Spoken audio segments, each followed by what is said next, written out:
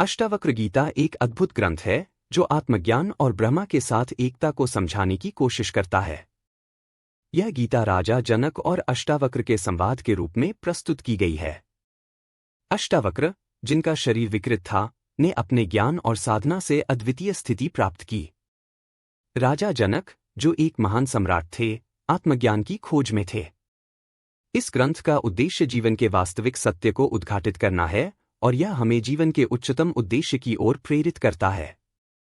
अष्टावक्र गीता के उपदेशों में सबसे महत्वपूर्ण विषय आत्मा, ब्रह्मा और संसार के असली स्वरूप का ज्ञान है। इसमें अष्टावक्र ने राजा जनक को यह बताया कि आत्मा के स्वरूप में वे अनंत, शुद्ध और दिव्य हैं। इस ग्रंथ के माध्यम से अष्टावक्र ने जीवन के परम सत्य की शिक्षा दी, जो अद्वैत वेदांत के सिद्धांतों से मेल खाता है। तुम अनंत हो, स्वयं को हीन या क्षुद्र मत समझो का उद्धरण अष्टावक्र गीता का एक अत्यंत महत्वपूर्ण संदेश है। यह उद्धरण जीवन के उस गहरे सत्य को व्यक्त करता है जो मानव की वास्तविक पहचान को स्पष्ट करता है। जब हम इस उद्धरण का गहरा अर्थ समझते हैं तो हमें यह एहसास होता है कि हम अपनी असली पहचान को जानते हुए भी अक्सर बाहरी रूपों और परिस्थितियों के कारण खुद को सीमित मानते हैं। अष्टावक्र गीता में अष्टावक्र ने राजा जनक को यह उपदेश दिया कि वे अपनी आत्मा के शुद्ध स्वरूप को पहचानें, क्योंकि आत्मा न तो जन्मती है न मरती है। यह अनंत, निराकार और सर्वव्यापी है। इस दृष्टिकोण से कोई भी व्यक्ति, चाहे वह शारीरिक रूप से जैसा भी हो, अपने भीतर की आत्मा के रूप में अनंत और दिव्य है। यह उद्धरण यह बताता है कि हमें कभी भी खुद को हीन, छोटा या कमजोर नहीं समझना चाहिए। हम जो कुछ भी अपने बारे में सोचते हैं वह हमारी बाहरी परिस्थितियों, मानसिक अवस्थाओं और भौतिक रूपों के कारण होता है। लेकिन हमारी असली पहचान, जो कि आत्मा है, वह इन सभी से परे है। जब हम आत्मा के इस शुद्ध स्वरूप को पहचानते हैं तो हमें कभी भी खुद को छोटा या हीन महसूस नहीं होता। हम अनंत शक्ति और दिव्यता के स्रोत से जुड़े होते हैं, जो हमें अपनी पहचान के वास्तविक स्वरूप से जोड़ता है। आत्मा और ब्रह्मा का सिद्धांत।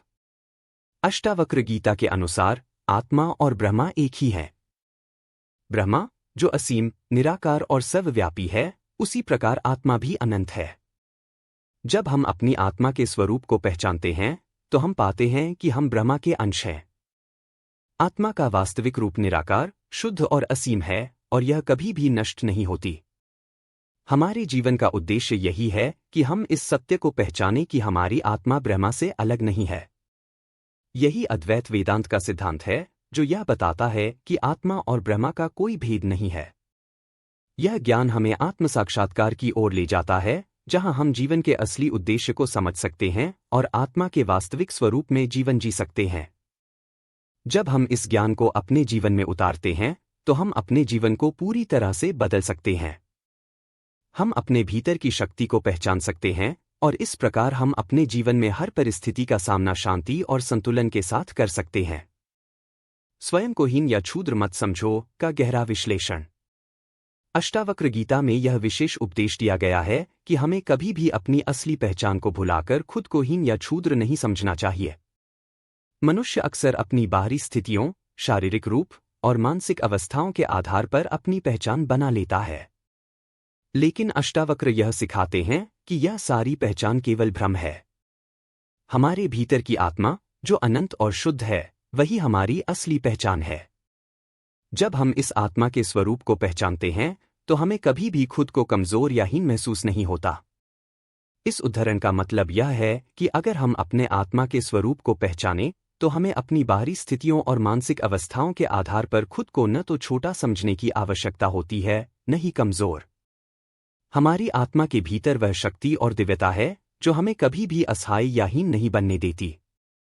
आत्मा के स्तर पर हम सभी ब्रह्मा के अंश होते हैं और इस पहचान से हम अपने जीवन में संतुलन और शांति प्राप्त कर सकते हैं। आत्मा का अनुभव और उसकी शुद्धता। अष्टावक्र गीता में यह स्पष्ट किया गया है कि आत्मा न तो जन्मती है न मरती है। यह हमेशा शुद्ध और निर्विकार होती है।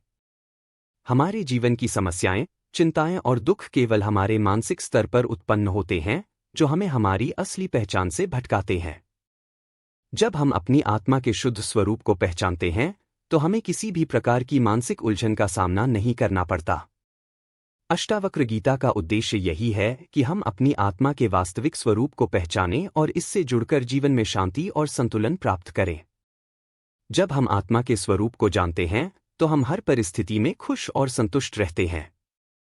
हमें किसी बाहरी परिस्थिति या दुनिया से कोई फर्क नहीं पड़ता, क्योंकि हम जानते हैं कि हमारी असली पहचान ब्रह्मा से संबंधित है, जो असीम है। ध्यान और साधना के माध्यम से आत्मा की पहचान। अष्टावक्र गीता में यह बताया गया है कि आत्मा की पहचान केवल ध्यान और साधना के माध्यम से की जा सकती है। हमें अपनी इंद्रियों और मन को नियंत्रित करना होगा ताकि हम अपने भीतर के सत्य को पहचान सकें। ध्यान के माध्यम से हम अपने विचारों और भावनाओं को शांत कर सकते हैं और आत्मा के स्वरूप में ध्यान केंद्रित कर सकते हैं। जब हम ध्यान करते हैं तो हम अपने भीतर की शांति और दिव्यता को महसूस करते हैं। इस प्रकार ध्यान एक शक्तिशाली साधना है जो हमें आत्मा की पहचान में मदद करती है। जीवन में आत्मज्ञान का महत्व। अष्टावक्र गीता का एक महत्वपूर्ण सिद्धांत यह है कि आत्मज्ञान प्राप्त करने से जीवन में शांति, संतुलन और खुशी आती है। जब हम आत्मा के स्वरूप को पहचानते हैं तो हम अपनी मानसिक उलझनों से मुक्ति प्राप्त कर लेते हैं। आत्मज्ञान हमें यह समझने में मदद करता है कि हम जो कुछ भी भौतिक रूपों, इच्छाओं और आस्थाओं के आधार पर सोचते हैं वह केवल भ्रम है। हमारा वास्तविक स्वरूप आत्मा के रूप में है, जो असीम और शुद्ध है।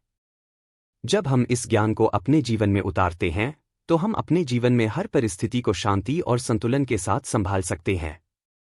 हम अपनी आत्मा के शुद्ध रूप को पहचानकर जीवन के हर क्षण में संतोष और आत्मसम्मान का अनुभव करते हैं।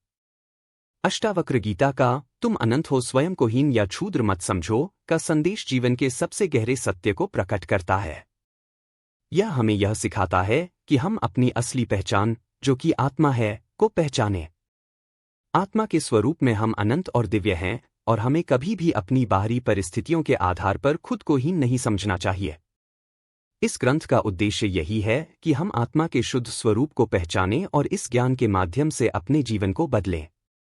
ध्यान और साधना के माध्यम से हम इस आत्मा के स्वरूप को पहचान सकते हैं और ब्रह्मा के साथ अपनी एकता का अनुभव कर सकते हैं। अष्टावक्र गीता हमें यह सिखाती है कि हम सभी ब्रह्मा के अंश हैं और यही हमारी असली पहचान है।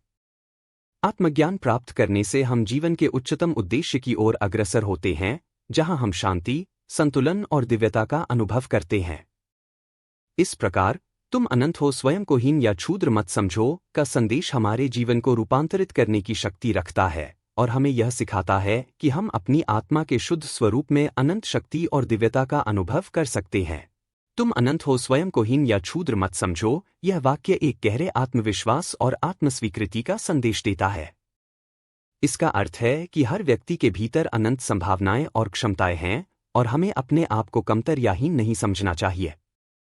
आत्ममूल्यता। यह वाक्य हमें अपनी असली पहचान को समझने की प्रेरणा देता है। हम सभी ईश्वर के अंश हैं और इस दृष्टिकोण से हम अनंत ऊर्जा और शक्ति के स्रोत हैं। हमें अपनी शक्तियों को पहचानने और उनका उपयोग करने की आवश्यकता है। हीन भावना से मुक्ति। समाज में कई बार हमें अपनी स्थिति, रूप या किसी विशेषता के आधार पर कमतर समझा जाता है। यह वाक्य हमें इस विचार से बाहर निकलने के लिए प्रेरित करता है कि हम किसी से कम नहीं हैं और हम हर स्थिति में आत्मसम्मान बनाए रखें। आध्यात्मिक दृष्टिकोण। यह वाक्य आध्यात्मिक दृष्टिकोण से यह भी दर्शाता है कि आत्मा में कोई सीमा नहीं है, वह निरंतर रूप से बढ़ती और विकसित होती है।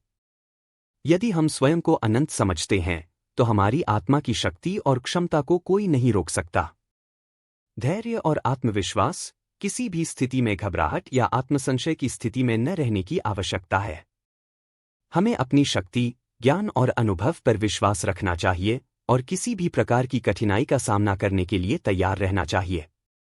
"तुम अनंत हो, स्वयं को हीन या क्षुद्र मत समझो" यह वाक्य हमें अपने आत्मविश्वास और शक्ति को पहचानने और किसी भी स्थिति में आत्महीनता या निराशा से बाहर निकलने का संदेश देता है। यह हमें प्रेरित करता है कि हम अपने वास्तविक स्वरूप को पहचानें और अपने जीवन में उच्चतम उद्देश्यों की ओर अग्रसर हों।